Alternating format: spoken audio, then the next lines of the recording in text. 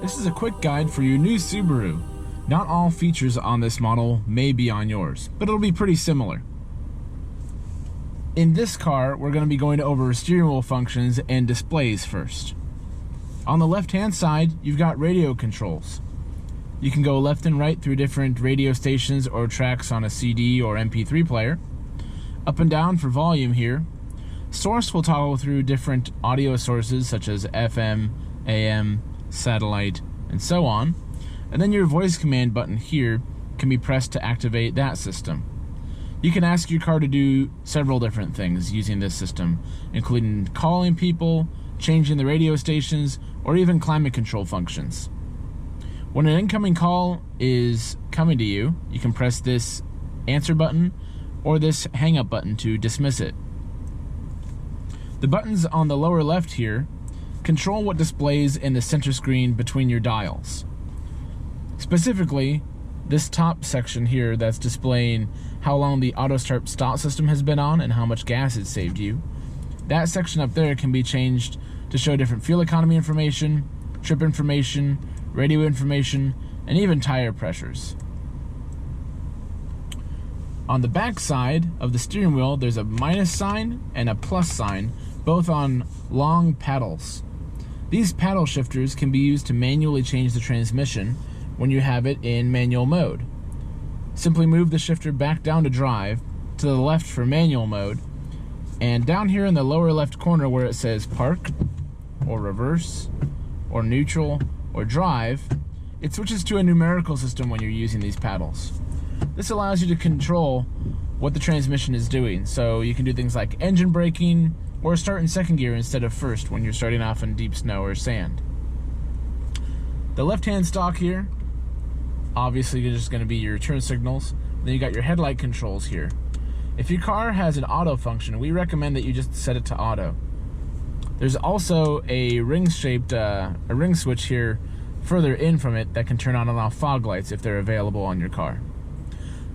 Behind these, on the dashboard, is a trip reset button that you can use to switch between trip A and trip B. On the opposite side, you got windshield wipers. Up and down will change the different speeds for the front wipers. And if your car has a rear wiper, the end of this will twist, much like the headlights did on the opposite side. On the right-hand side of the steering wheel, you've got adaptive cruise functions and adaptive steering. To turn on cruise, simply press this button in the upper right. It looks like a car with a speedometer. This screen will appear here in the middle. You'll also see that same white logo represented in the lower left corner of your screen. Once you reach the desired speed, click down on the set switch here in the middle. It'll show what the speed actually you have it set at. Let's say you have it set at 60 miles an hour. These cars ahead of you, or rather these bars ahead of you, represent the following distance between you and other cars ahead of you. And you can adjust that with these up and down arrows on the right hand side of the steering wheel. The more bars you have, the further distance you're going to hold between you and slower cars. So assuming that we're going 60 miles an hour, with those 4 bars there, you'll have about a 4-car gap between you and the car ahead. If that's too much, you can press the down arrow to reduce the gap between you and the vehicle ahead. In the lower right-hand corner, there's a steering wheel button. This, when activated, will show up in the upper right-hand corner of the screen and tells you that the system is ready. And what the system will do is identify lane markings and keep you within the lanes by adjusting the steering angle for you. You'll still need to have your hands on the wheel, but it will help you stay in your lane. I usually only recommend using this system when you're on the highway. If you use this in town, sometimes you need to get around things like potholes and such, and the steering adjustment can be a bit of a hindrance then. These cars will always show a digital speedometer on the bottom section here. The white A in the lower left-hand corner shows that your auto start stop system is engaged, but not active currently. Anytime you come up to a stop, you'll notice that a white A with a cross comes through when the engine doesn't turn itself off. There's a multitude of reasons it won't turn itself off, just to make sure that it's able to turn things back on.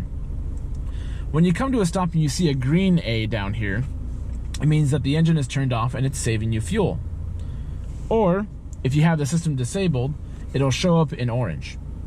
I'll show you in the center stack how to disable and turn on and off these different systems. The big screen in your car is a big deal, not just because of how it looks, but also how much this actually controls. This is so much more than just a radio that connects to your Bluetooth phone. This also has climate controls and also controls many of your major vehicle functions, including your safety system. To make it easier to take in, think of this as really 3 screens all on one display. This top section up here with your clock and different bits of information is always going to be there. Whatever screen you leave it on is the one that it'll stay on. The bottom section down here is all climate controls. You can touch a section to change it and it'll take up the main screen here. You can increase or decrease fan speed, you can change where the air is going, or if you'd like to make things easier for yourself, switch this auto to full auto, and then all you have to do is change your temperature and it'll control the rest. Either touch the temperature and use the slider to move things up or down, or because you have physical controls here on the sides of the radio screen, you can touch those and it will increase or decrease the fan speed automatically to get the cabin to whatever temperature that you have it set at. This means that you don't have to fiddle with the touchscreen so much when you're moving. The middle section, this is where everything else is at. Your radio, for starters, quite simple. All you need to do is find a station that you like, dial it in, using the knob here on the right, and then press and hold till you hear a beep, and it'll set it as a preset. Then you can set satellite, FM, and AM stations here. They don't all need to be together. These arrows can change between different sets of presets. So there's 6 here, there's another 6 here, or instead of changing stations from the touchscreen, you can use the radio controls on the left side of the steering wheel to move you between different presets. Let's go back to the home screen. Media is essentially anything that's not AM, FM, or satellite radio.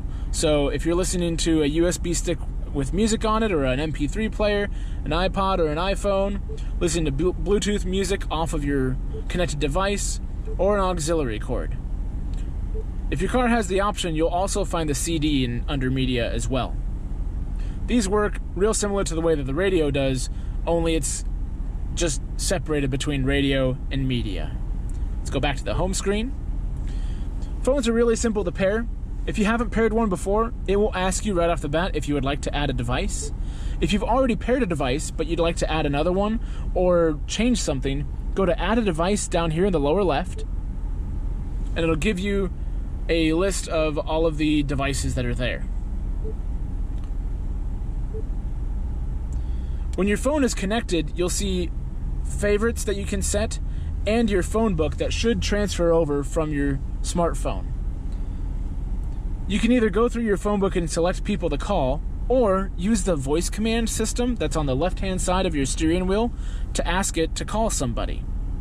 Press the button, wait for the prompt, and then speak. As long as you say the name as it's appearing in your phone book, it should get it every time. Apps are designed to work with your smartphone. So if you have an iPhone, Apple CarPlay will work here. And if you have an Android device, Android Auto will work. You'll notice they're grayed out because these systems require the phone to be plugged in order for them to work. Subaru Starlink also requires you to be plugged in to work, but if you have an iPhone or an Android device, you'll probably want to use these systems instead. Satellite radio also gives you the option for Travel Link, which gives you fuel prices in the area, sports, stocks, and even weather information. If your car's weather information is off, it's likely because it doesn't have navigation built in and doesn't know where it is. Go to Select Location and find your location through there. Car Info just gives you an overview of what your all-wheel drive system is doing and what angle you're currently at. You can also see what safety systems are turned on. And you can also select the safety system to get an explanation as to what that system does. The last one here, you can set maintenance reminders for your cars.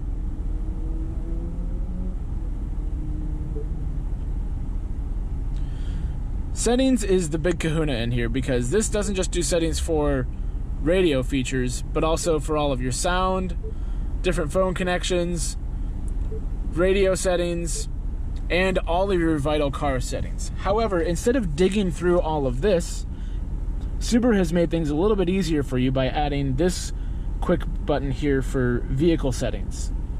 Press that, and it'll come up with vehicle controls, driving assistance controls, and a few others as well.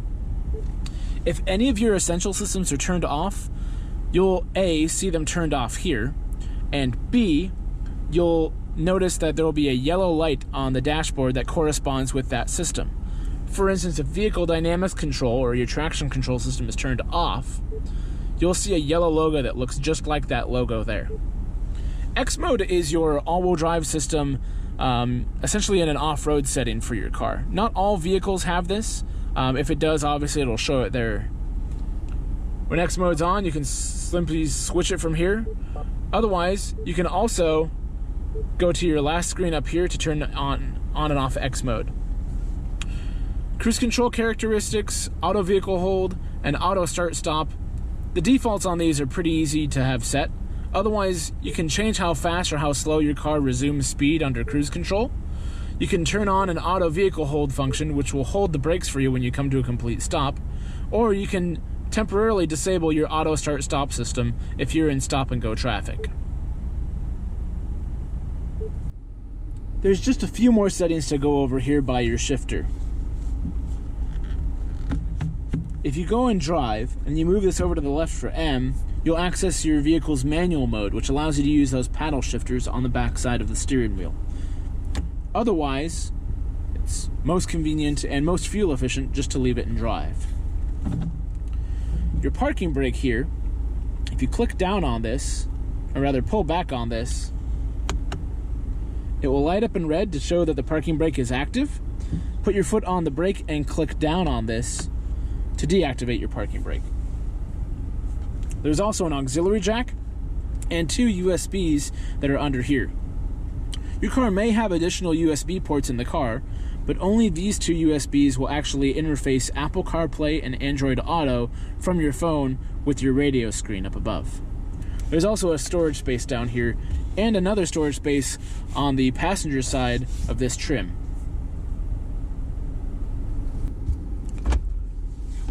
For additional features, your owner's manual in your glove box has a quick guide that will go in more detail over some of these features. Otherwise, call your salesperson or Love Encore delivery specialist at Baxter Subaru and we'll be happy to help.